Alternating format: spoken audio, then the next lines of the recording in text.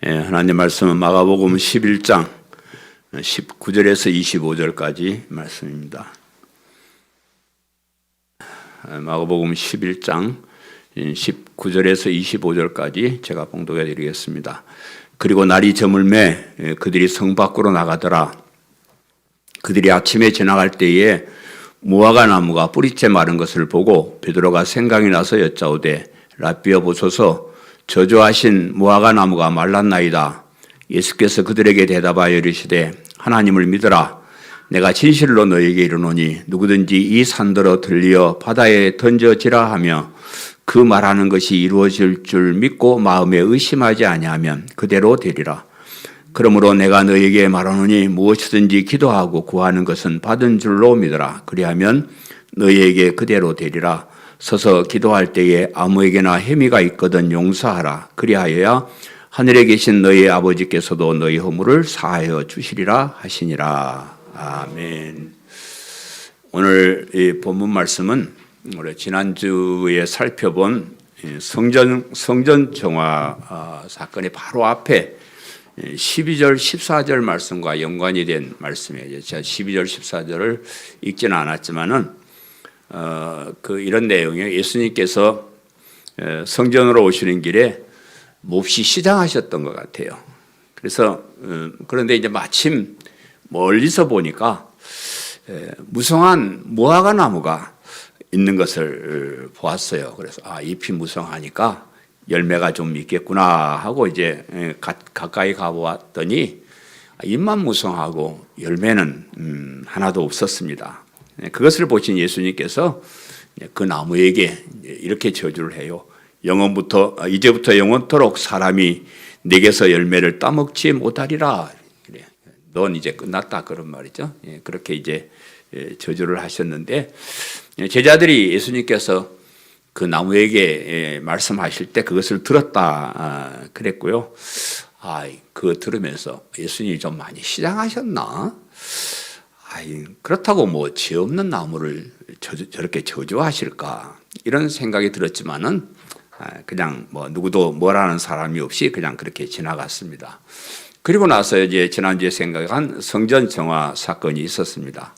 예수님께서 성전에 들어가셨는데 거기에 물건을 사고 파는 사람들이 우글거리고 있어가지고 그들을 다 내쫓으셨습니다. 성전은 만민이 기도하는 집이라고 했는데 강도의 소굴을 만들어 버렸다. 이렇게 한탄하신 것을 우리가 지난주에 살펴보았고요.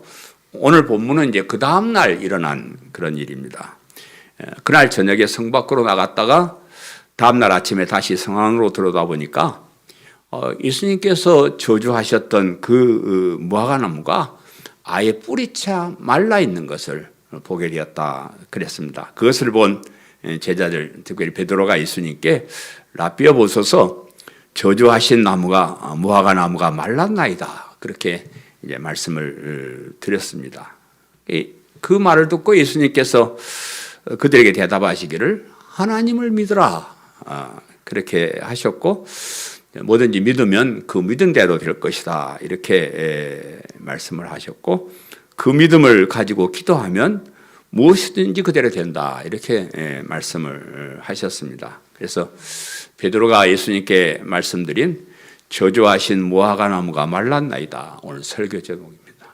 저주하신 무화과 나무가 말랐습니다. 설교 제목인데 그래서 오늘 본문을 통해서 무화과 나무가 마른 그 뜻이 무엇일까 그것을 살펴보게 될 것이고요. 또 그 말에 예수님께서 대답하신 하나님을 믿으라. 또 믿음으로 기도하면 뭐든지 응답받는다. 이것을 이제 살펴보게 될 것인데요. 여러 가지로 오해의 소지가 많은 그런 본문이에요. 여러분이 성경을 읽으면서 아무 생각 없이 그냥 읽으면 뭐 잘못 해석할 수가 있는 그런 본문이에요. 그 중에 이제 하나인데 이제 금년에 우리가 마가복음을 시작하면서 뭐라고 시작을 했죠? 예수 그리스도의 복음의 시작. 마가복음 주제가 하나님의 아들 예수 그리스도의 복음의 시작이라. 거기에 맞춰서 마가복음을 해석을 하는 겁니다. 이제 마가복음의 제목이 예수님이 하나님이시고 그리스도가 되시고 복음이 시작이 되신다. 그것이 마가복음의 주제이기 때문에 오늘 본문도 거기에 맞게끔 이렇게 해석을 하는 것이 올바른 해석이라 그렇게 생각합니다. 그래서 오늘 말씀을 그 주제를 염두에 두고 한번 들어보시기를 바랍니다. 무화과 나무가 뿌리채 마른 것을 보고 그랬습니다. 오늘 본문 19절 21절에 제가 다시 한번 읽어드리면, 그리고 날이 저물매 그들이 성 밖으로 나가더라. 그들이 아침에 지나갈 때에 무화과 나무가 뿌리채 마른 것을 보고 베드로가 생각이 나서 여짜오되 랍비여 보소서, 저주하신 무화과 나무가 말랐나이다 그랬습니다. 열매 없는 무화과 나무를 예수님께서 저주를 하셨고, 그 저주를 받은 무화과 나무가 하루 사이에 뿌리채 말라서 죽었더라 그랬습니다. 뭐 어떻게 생각하면 무화과 나무가 본문에 보면 아직 때가 이르지 않았다. 열매 때가 아니에요. 열매 때가 아닌데 뭐 나무에 열매 좀 없으면 나 조금 이따 빨리 맺어라 뭐 이러시든지 할 텐데 뭐 이런 저주를 하고 또 말라 죽고 이런 얘기를 왜 성경에 기록했을까, 이제 그런 생각이 드시기도 할 거예요. 그런데 이런 별로 중요하지 않는 얘기 같은 그런 얘기를 성경에 기록한 것은 이 얘기가 무화과 나무 얘기가 아니고 무화과 나무가 상징하는 이스라엘에 관한 얘기다, 그런 말입니다. 그래서 무화과 나무는 이스라엘을 주로 상징을 합니다. 그래서 상징하는 나무고, 이 무화과 나무의 얘기를 통해서 이스라엘의 잘못을 지적을 하는 것이다, 그렇게 해석을 합니다. 당시의 이스라엘 나라가 마치 이 무화과 나무처럼 잎만 무성하고 열매가 없었다, 그 말이에요. 겉으로 보기에는 그럴듯해 보이는데 그 실속이 없다, 그런 말. 마가는 예수님께서 이 무화과 나무를 저주하고 말라 죽은 이 사건 가운데다가 그 성전 정화 사건을 이렇게 기록을 하고 있어요. 뭐 물론 이제 시간이 순서대로 이렇게 기록을 한 것이지만은 특별히 이 성전 정화 사건과 이 무화과 나무를 저주한 사건이 서로 연결되어 있다, 그렇게 이제 우리가 해석을 합니다. 당시 이스라엘 사람들이 하나님을 섬기는 것이 마치 잎만 푸르고 열매 없는 이 무화과 나무 같아서 뿌리까지 말라 없어질 것이다, 이렇게 이제 말씀하는 겁니다. 그래서 무화과 나무의 저주가 이스라엘을 저주하는 것으로, 당시 유대교 또 유대교 지도자들을 저주하시는 것으로 그렇게 이제 봅니다. 지난 시간에 이제 성전 정화 사건을 살펴보면서 그들의 신앙이 얼마나 형식적이었는가 하는 것을 살펴보았습니다. 제사를 드리는 사람들도 그 의미를 모르고 형식적으로 그냥 짐승만 잡아다가 드렸고요. 성전 지도자들은 하나님께 기도하는 성전을 돈 욕심 때문에 강도의 소굴로 만들어 버렸다. 그것을 보시고 예수님께서 한탄하시고 다 내어 쫓아버리는 그런 장면을 우리가 지난주에 살펴보았습니다. 당시의 유대인들은, 특별히 성전을 중심으로 사는 제사장이나 서기관들이나 바리새인들은 겉으로 보기에는 하나님을 잘 섬기는 사람들이었어요. 하나님 말씀에 철저하게 순종하는 그런 사람들처럼 보였습니다. 율법을 지키는 일, 또 기도하는 일, 선을 행하는 일, 열심을 내는 일, 모든 면에 보면 참 하나님 잘 섬긴다, 이렇게 보이는 그런 사람들이었는데, 사실 그들 마음속에 정말로 하나님을 섬기는 그런 열매는 없었다, 그렇게 보는 거예요. 그래서 예수님께서도 평소에 그런 위선적인 유대교 지도자들을 향해서 아주 심한 말로 꾸짖어요. 예수님이 욕도 하시고 화도 내시고 그래요. 근데 그 중에 하나가 마태복음 23장 27절에 있는, 화 있을진저 외식하는 서기관들과 바리새인들이여, 회칠한 무덤 같으니 겉으로는 아름답게 보이나 그 안에는 죽은 사람의 뼈와 모든 더러운 것이 가득하도다. 위선적인 모습. 속을 들여다보면 정말 그냥 더러운 것이 가득 차 있는데 그냥 그대로 놔둬 겉으로는 선한 척 착한 척 하는 그런 모습을 예수님께서 나무라신 것이고요. 또 화 있을진저 외식하는 서기관들과 바리새인들이여 너희는 천국 문을 사람들 앞에서 닫고 너희도 들어가지 않고 들어가려고 하는 자도 들어가지 못하게 하는도다. 이산 13절 말씀 그래 꾸짖었어요. 하나님은 어떻게든지 제사함을 받고 하나님의 백성이 되고 천국 가게 하는 그것이 목적인데 자기들도 천국 안 들어가고 남들도 못 들어가게 하는 아주 그런 나쁜 마음을 가지고 있었다. 그렇게 책망을 했습니다.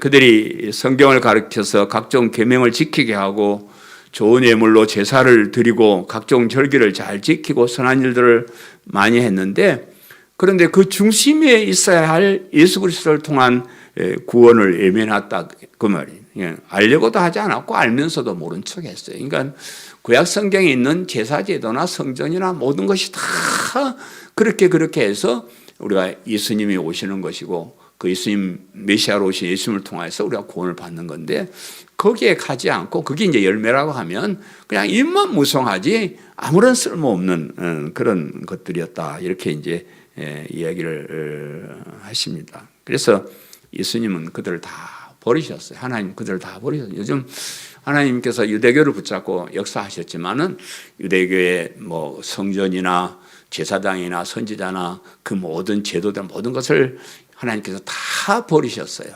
하나님께서 사용하지 않으셨다. 그 말입니다.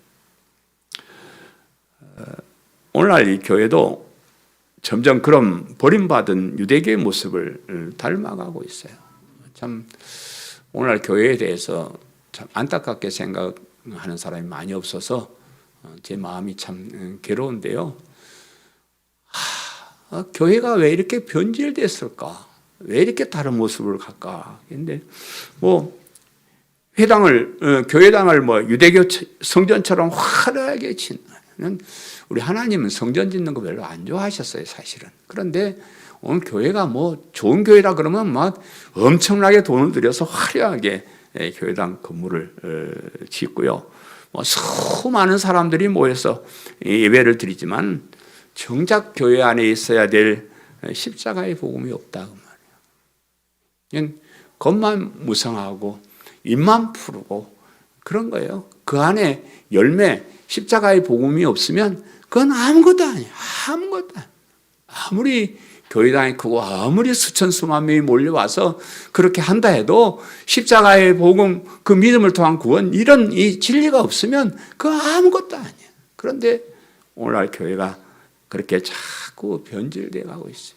예수님을 빙자해서 복을 받고 이익을 챙기고 세상에서 잘 살아보려는 사람들이 많은데 예수님을 그리스도로 구원자로 믿고 그런 바른 믿음 가진 사람 잘 없습니다. 제가 많은 사람 만나서 얘기해보지만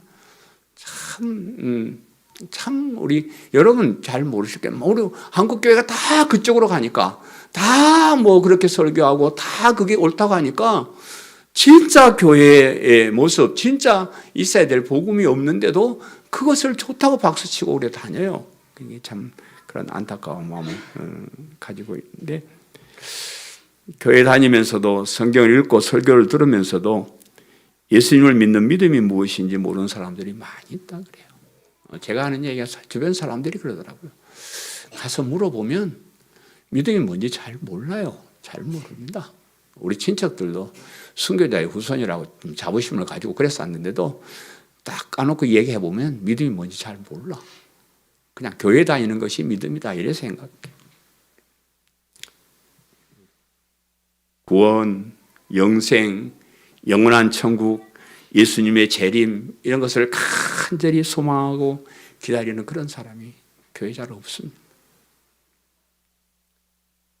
입만 푸르고 열매가 없어서 예수님께 저주를 받아 말라 죽은 무화과 나무 같은 사람이 아닌가 우리가 다시 살펴봐야 돼요. 여러분 교회 왔다 갔다 하는 거 별 의미 없어요. 우리에게 열매가 없으면 우리에게 정말 믿음이 뭔지 복음이 뭔지 진리가 뭔지 그거 알고 믿는 그런 믿음 없으면 첫날 만날 교회 다니는 거 입만 무성한 거예요. 아무 소용이 없습니다. 그래서 여러분 하나님께서 저와 여러분을 이런 교회에 보내주셨어요. 정말 여러분, 저는 일평생 복음만 연구하고 십자가의 복음에 미친 사람, 여러분 이제 나중에 제가 은퇴한다 저를 평가해주고, 양 목사는 십자가 복음에 미친 사람이다, 이렇게 좀 제목을 좀 불러주세요. 정말이에요. 여러분은 맨날 이렇게 들으니까 잘 모르실 거예요. 만약에 뭐 다른 교회 목사님들 설교를 들어보거나 다른 교회 추구하는 것을 보면 좀 많이 다르다는 걸 느낄 거예요. 여러분 맨날 이것만 들으니까 이 진짜가 뭔지 잘 몰랐어요. 가식적이고 형식적이고 바리새인과 서기관과 같은 유대교 지도자들과 같은 그런 사람은 아닌가, 우리 자신을 한번 살펴보는 그런 시간 되시기를 바랍니다. 아멘. 두 번째는 하나님을 믿어라. 보면 22절, 23절에 제가 다시 한번 읽어드리면 예수께서 그들에게 대답하여 이르시되 하나님을 믿어라. 내가 진실로 너희에게 이르노니 누구든지 이 산더러 들려 바다에 던져지라 하며 그 말하는 것이 이루어질 줄 믿고 마음에 의심하지 아니하면 그대로 되리라. 제자들이 예수님께, 베드로 사도가 예수님께 저주하신 그 나무가 말랐습니다, 이렇게 이제 보고를 드리자 예수님께서 거기에 대해서 다른 말씀을 하시지 않고 좀 엉뚱한 말씀으로 이제 대답을 하셔요. 그 예수님, 그 무화과나무가 말랐습니다, 그렇게 보고를 하면 뭐라 해야겠어요? 저 괘씸해서 내가 마르게 해버렸어라든지 무슨 그 이유를 설명해 주셨으면 좋을 텐데, 그냥 하나님을 믿으라 이러셔요. 무슨 말, 왜 그 말에 하나님을 믿으라 이랬을까? 그리고 하나님을 믿는 믿음만 있으면 엄청난 일이 일어난다. 큰 산을 들어가지고 그냥 바다에 던져지라 그러면 그렇게 된답니다. 그래, 누구든지 하나님을 믿는 믿음만 있으면 누구든지 무엇을 명령하든지 그렇게 된다고 믿고 의심하지 않으면 다 그렇게 이루어진다, 이런 말씀을 지금 하시는 거예요. 이 말씀을 인용해서 이 세상에 엄청난 일도 믿음으로 성공하는 사람들 많이 있습니다. 어떤 목사님, 이제 큰 교회 목사님 간증하는 거 보면, 내가 빈손으로 아무것도 없었는데 믿습니다 그러고 그냥 억지로 땅을 계약해가지고 사가지고 그냥 빚을 내가지고 때려쳤더니 이렇게 성공했습니다. 그렇게 이제 간증하고 그래요. 그런 사람들이고, 어떤 사람은 이제 기도해가지고 막 응답받았다고, 나는 기도했더니 하나님께서 응답해 주셔서 이렇게 막 성공하고 잘 살게 되었습니다, 이렇게 간증하고 다닙니다. 그런 간증을 들어보면요, 난 참 믿음이 없는 사람인 것 같다. 똑같은 하나님 믿는데 나도 목사인데 나도 믿습니다 하고 해가지고 땅을 좀 억지로 사볼 걸 왜 난 이렇게 믿음도 없었을까, 그런 생각이 들어요.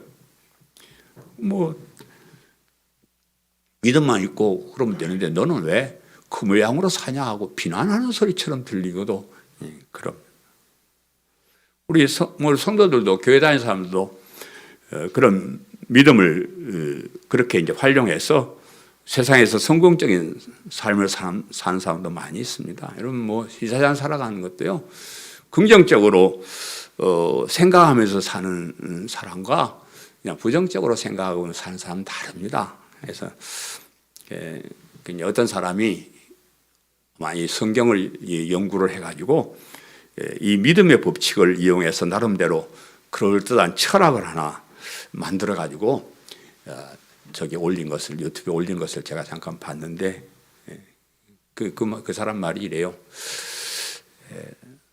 제목이 돈을 벌려는 사람은 이걸 가르친다 그래서 내가 저도 요즘 돈 좀 그리워가지고 이제 은퇴하고 돈을 좀 벌어볼까 싶어서 싹 한번 들어가 봤더니 이런 얘기를 해요. 이 우주는 무슨 말을 하든지 말한 그대로 응답할 준비가 되어 있답니다. 그 사람 말이, 그 사람, 우리 하나님은 이게 우주로 바꾼 거예요. 그런데 가령 어떤 사람이 사업이 망하고 어렵게 되면 아이고 죽겠다, 못 살겠다 그러고 다니면 그 사람 못 살다 죽는데요. 우주가 그 말하는 대로 다 응답을 해주니까.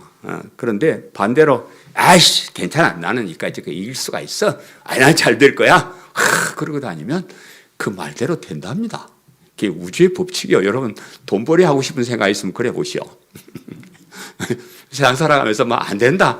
아이고 뭐 나는 맨날 이렇게 안 돼. 그러지 말고 와 나는 맨날 왜 이렇게 잘 될까? 난 잘 될 거야. 그냥 오늘은 뭐 어제보다 낫고 내일은 오늘보다 훨씬 나을 거야. 믿습니다. 이런 그렇게 한번 해보시면 나을 것 같고요. 또 뭐 우리말 속담에도 말이 씨가 된다는 말이 있잖아요. 말이 씨가 돼요. 말한 대로 그냥 그대로 되더라고요.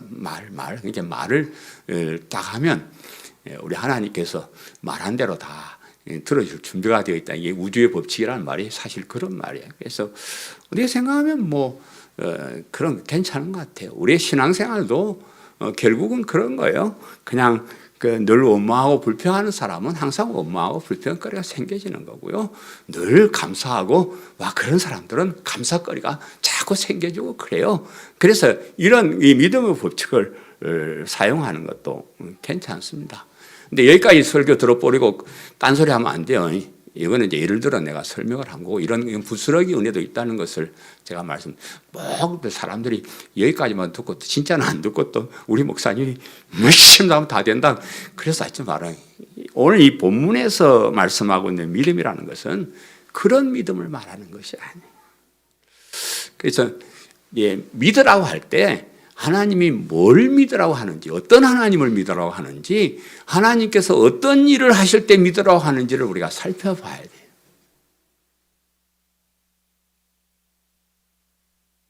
예수님께서 하나님을 믿으라고 하신 것은 세상에서 일어나는 일들이 다 잘 될 것이라 라고 믿으라는 것이 아닙니다.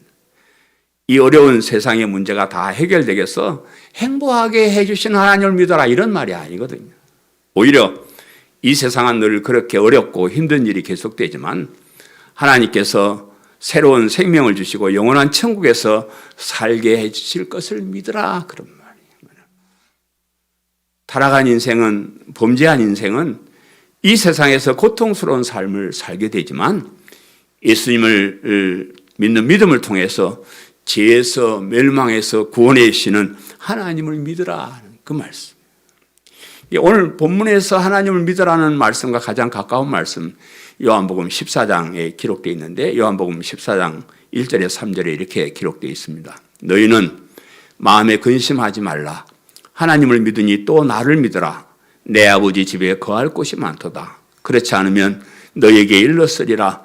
내가 너희를 위하여 거처를 예비하러 가노니 가서 너희를 위하여 거처를 예비하면 내가 다시 와서 너희를 내게로 영접하여 나 있는 곳에 너희도 있게 하리라. 이 말씀에 하나님을 믿고 예수님을 믿으라는 것은 영원한 하나님 나라에 가는 것에 대한 믿음을 가져라 그 말이에요. 이 세상에 어려운 일이 많다고 걱정하지 말고 근심하지 말고 하나님을 믿고 예수님을 믿으면 그런 근심 걱정이 없는 영원한 하나님 나라에 우리를 데리고 갈 것이다. 그 믿음을 지금 본문에서 말씀하고 있습니다. 교리에서 믿음이라는 건 여러분 이제 로마서를 배운 지 하도 오래돼서 다 잊어버리셨겠지만 우리 교리에서 믿음이라는 것은 예수님을 하나님으로 그리스도로 믿는 믿음을 말해요. 그 믿음에 하나님의 능력이 들어있다. 복음에는 모든 믿는 자에게 구원을 주시는 하나님의 능력이 되라. 그 하나님의 능력, 그것이 하나님을 믿는 사람들에게 주어진다. 그래서 그 믿음의 능력은 오늘 본문에 있는 산을 바다에 던지는 것보다도 엄청난 능력을 가지고 있다. 그 능력은 어떤 능력이냐? 아무리 흉악한 죄인이라고 해도 깨끗하게 의로운 사람이 될 수 있는 능력이 그 믿음 안에 있다. 아이고, 얼마나, 산은 그냥 던지면 돼요. 요즘 기계 좋으니까 포크레인 갖다 퍼서 다 하면 뭐 시간 좀 걸리면 다 하면 되지만, 흉악한 죄인이 깨끗하게 하나님 앞에서 의로운 사람이 될 수 있는 것은 불가능한 일이에요. 하나님을 믿을 때 이 불가능한 일이 가능해진다. 그 말이에요. 그 능력이 믿는 믿음 안에 있다. 그럼. 사탄의 종이 하나님의 자녀가 된단 말이에요. 세상에 사는 사람들 아무리 잘난 척하고 다녀도 사탄의 종이요. 우리가 여기 교회 와서 예수를 믿는 순간 우리는 하나님의 자녀가 돼버려요. 이 신분의 변화를, 이걸 돈을 주고 뭘 주고 아무리 노래가 될 수 없는 것인데, 하나님을 믿을 때, 예수님을 그리스도로 믿을 때 그것이 가능해진다. 하나님의 진노하심을 받고 영원한 지옥으로 멸망으로 빠져야 될 사람이 하나님의 사랑을 받고 하나님의 자녀가 되고 영원한 생명을 가지고 영원한 천국에서 살게 된다는, 이게 하나님을 믿는 믿음 안에 있는 하나님의 능력.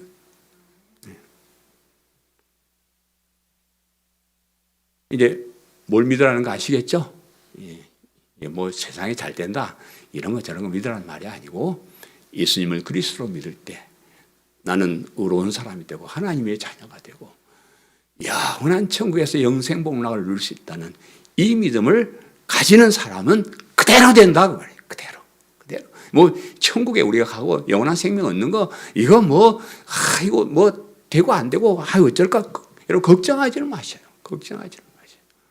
우리의 힘으로 우리의 능력으로 된다면 걱정 많이 해야 돼요. 천국 가서 시험 봐가지고 성경 시험 봐가지고 떨어지면 못 가고 뭐 똑바로 안 산 거 죄 한두 가지 짓는 거 있으면 뭐 불합격 이래 버리면 우리 꽝이요. 아무것도 아니에요. 그런데 아무 상관없다. 믿음. 하나님 믿음. 하나님을 믿고 예수님을 믿는 믿음. 그 믿음이 있을 때 이런 불가능한 것 같은 이 일이 이루어진다. 그것이 하나님을 믿어라. 그 말씀의 뜻입니다. 세 번째, 무엇이든지 기도하고 구하는 것은 받은 줄로 믿으라 그랬죠. 24절 26절에 그러므로 내가 너희에게 말하노니 무엇이든지 기도하고 구하는 것은 받은 줄로 믿으라. 그리하면 너희에게 그대로 되리라. 서서 기도할 때에 아무에게나 혐의가 있거든 용서하라.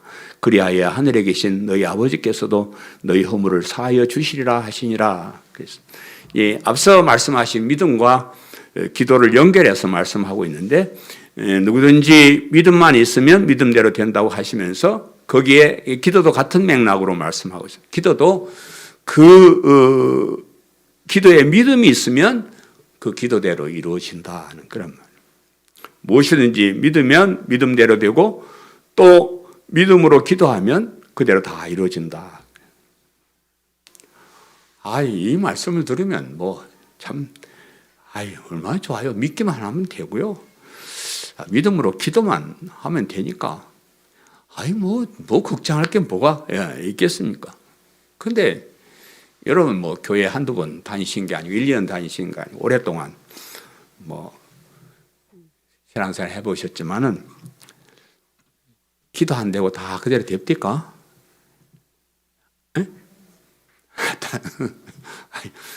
난 믿음이 없어서 그런지 맨날 기도해도 안 되는 게 더 많아요. 그래서 나는 기도를 잘못했나? 난 좀 기도를 똑바로 못했나? 내 믿음이 좀 부족한가? 아직 지금은 때가 되지 않아서 그런가? 응답이 없는 것이 내게 더 유익해서 그런가? 별별 생각을 우리가 다 해보셨을 겁니다. 물론 우리가 기도할 때 사실 하나님의 뜻과 어긋나는 기도가 참 많습니다. 기도하면 다 응답 받습니다 하는데 가로 열고가 있어요. 여러분, 이 가로 열고가 있다는 건 내가 늘 말씀드리는데 단서가 있단 말이에요. 단서가. 하나님 뜻대로 기도하고 욕심대로 하면 안 되고 단서가 많소. 그런데 그 단서 다 빼버리고 기도하면 다 이루어집니다. 이러면 그건 잘못된 거예요. 괜히 또 우리 믿음 없는 사람처럼 그렇게 보이는. 개중에는 우리가 또 쓸데없는 기도도 해요. 그거 이루어지면 안 되는 거 그런 기도도 해요. 돈 없으면 내가 타락할 거 10중 8구인데 자꾸 돈 달라는 사람은 그건 안 되는 겁니다. 그거 줍니다. 저는 하나님 돈 안 줘요. 아직도 나는 하나님 믿는데 하나님 아직 나를 못 믿어서 돈 주면 이놈이 보따리 싸고 갈 거 분명해가지고 안 주시오. 그런 것도 일리가 있는 그런. 하나님의 말씀과 현실적인 우리의 삶에 이런 차이가 있는 것처럼 보이는 것은 하나님의 관심사와 우리의 관심사가 아주 큰 차이가 있기 때문에 그래요. 이 말씀이 잘못된 것이 아니고 우리가 생각하는 것과 우리의 삶의 목적과 하나님이 생각하시는 그 목적이 너무 차이가 난다. 우리는 뭐 어떻게 하든지 이 세상에 관심이 많잖아요. 뭐 아이고 뭐 천국은 그냥 나중에 뭐 가면 좋고 안 가면 말고 우선 이 땅에서 막 당장 힘든 일 이렇게 해결되고 막 좀 돈도 좀 있으면 좋겠고 성공했으면 좋겠고 막 다 잘 됐으면 뭐 이게 우리의 관심사니까 우리 기도가 거기에만 막 집중되어 있는 겁니다. 그런데 우리 하나님은 관심사가 우리가 이 세상에서 행복한 삶을 사는 것보다는 영원한 천국에서의 행복한 삶을 사는 데 관심이 더 많으셔요. 이 세상에는 오히려 좀 가난하게 사는 것을 원하시는 것 같아요. 왜냐하면 부자가 되면 참 예수님 안 믿어요. 예수님 안 믿습니다. 내 부자들 몇 명 아는데 예수님 안 믿습니다. 똑바로 안 믿습니다. 자기가 흉악한 죄인임을 인정 안 하니까 그게 바른 믿음이 될 수가 없어요. 그래서 여러분도 너무 부자 되려고 했었지 마시오. 그냥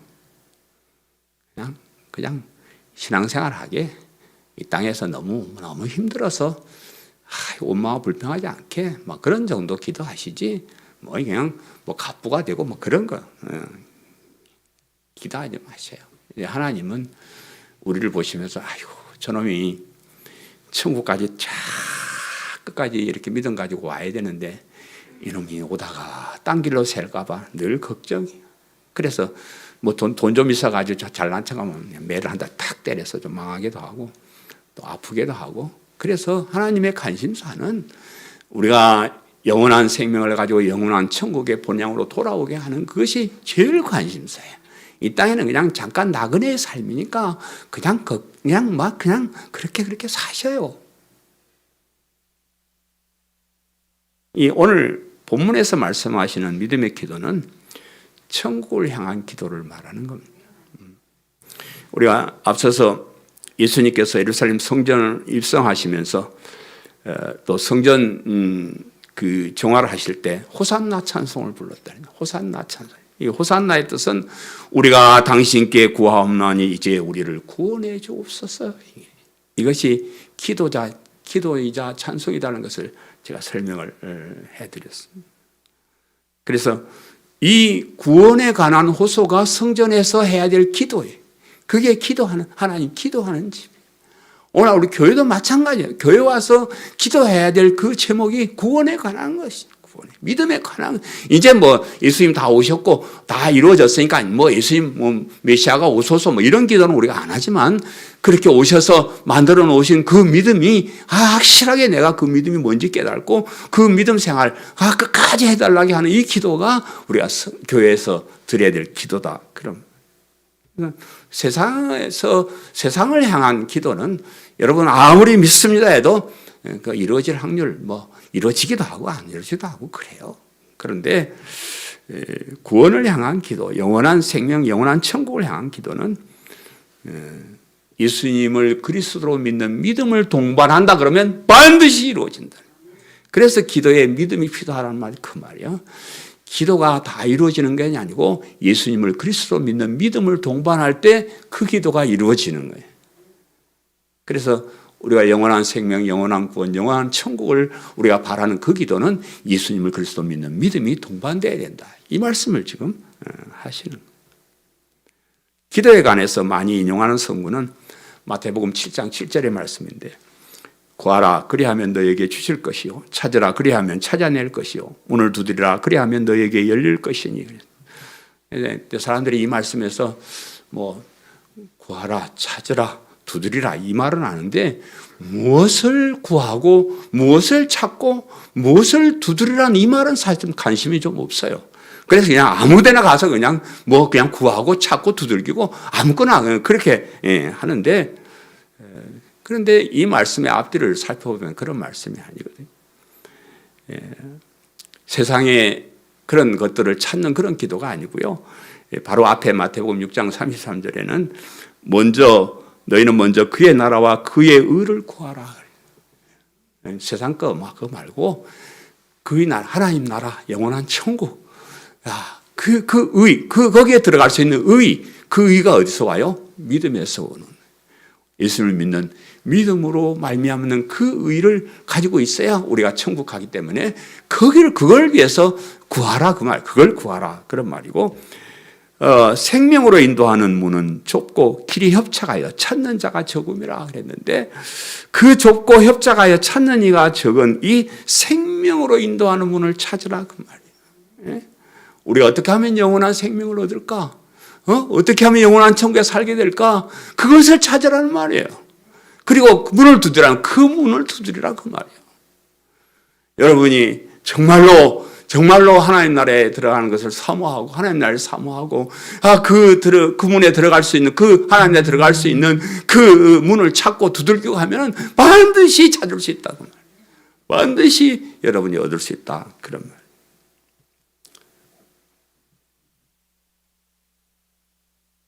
자꾸 여러분이 성경을 조금 읽다 말아버리고 생각하다 말아버리니까 이런 말씀 가지고 쓸데없는데 자꾸 두들기고 다녀요. 그러지 마시고, 이 성경의 오늘 말씀의 기도는, 믿음의 기도는 이런 것들이에요.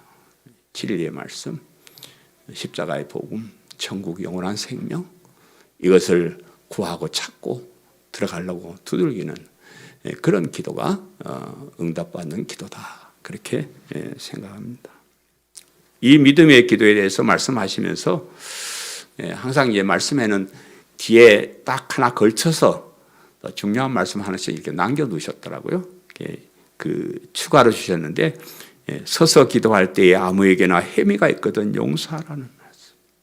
이걸 그 뒤에다 싹 이렇게 달아놨는데 대강 그냥 넘어갈 만한 그런 말씀인데, 믿음으로 얻게 된 사람은, 하나님의 은혜로 구원받은 사람은 다른 사람의 허물을 용서해 줄 줄 알아야 된다.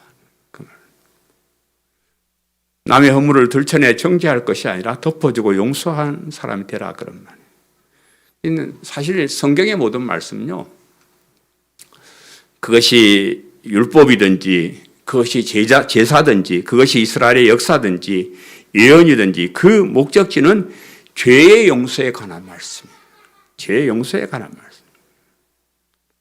흉악한 죄인이 어떻게 죄사함을 받고 구원을 받는가가 모든 성경의 핵심 내용. 이런 하나님의 뜻을 따라 하나님 은혜로 죄사함을 받은 사람은 다른 사람의 허물도 용서해야 된다 하는 것을 우리에게 말씀하셔요. 우리가 다른 사람의 허물을 용서할 때 하나님께서도 우리의 죄를 용서해야 한다. 우리 오늘 본문 다음 절인 26절은 없음이라고 이렇게 표시되어 있는데, 다른 사본에서 현대인 성경 같은 데는 이렇게 첨가를 해요. 그러나 너희가 용서해 주지 않으면 하늘에 계신 너희 아버지께서도 너희 잘못을 용서해 주시지 않을 것이다. 이 말이 없음이란 말에 첨가되는 성경도 있습니다. 이건 우리가 우리가 흉악한 죄인인데 용서받았잖아요. 그 용서받은 그것을 통해서 다른 사람을 용서하는 마음을 우리가 가져야 된다 그런 말. 사실 제사나 율법이나 이 모든 것들이 다른 사람을 용서해 주라는 말이에요, 사실은.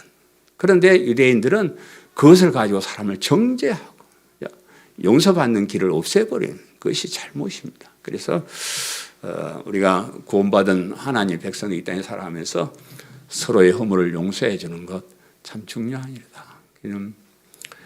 제가 사실 참 어려운 삶을 살면서 사람들에게 많은 배신을 당하고 살았던 사람이요. 참 사업하면서도 여러 사람들에게 배신을 당하고 친구에게도 배신을 당하고, 심지어 우리 어머니도 나를 배신하고 일찍 돌아가셔버리고, 난 참 배반을 많이 당해서 내 가슴 속에 엉어리가 참 많은 그런 사람인데, 제가 결심을 했습니다. 다 용서합니다.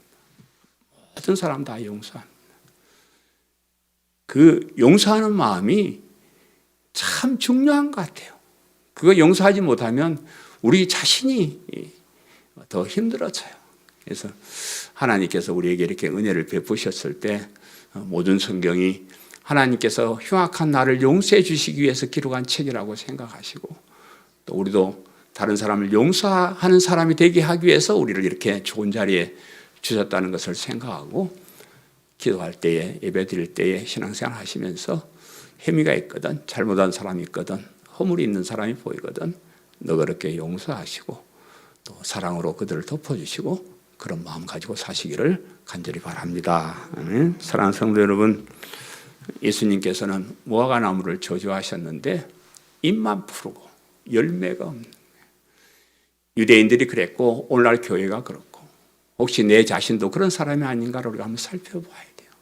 진짜 배기는 없고 괜히 겉모양만 그렇지 않는가, 그거 우리가 깊이 생각해야 됩니다. 그래서 여러분 늘 생각하면서 내 마음속에 정말로 예수님을 그리스도로 믿는 그 믿음이 있는가, 영원한 천국을 사모하는 마음이 있는가, 그런 것을 여러분 잘 살피면서, 다른 건 뭐 외형적으로는 뭐 그냥 그렇게 사세요. 뭐 잎사귀가 없어도 뭐 그 괜찮아요. 그런 진짜 믿음만 여러분 잘 간직하려고 애를 쓰시길 바라고요.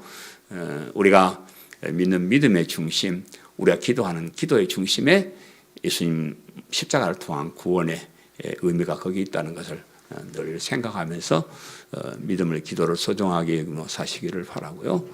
아울러서 다른 사람이 잘못했을 때 너그럽게 하나님의 사랑으로 용서하고 사는 그런 저와 여러분 되시기를 간절히 바랍니다. 아멘.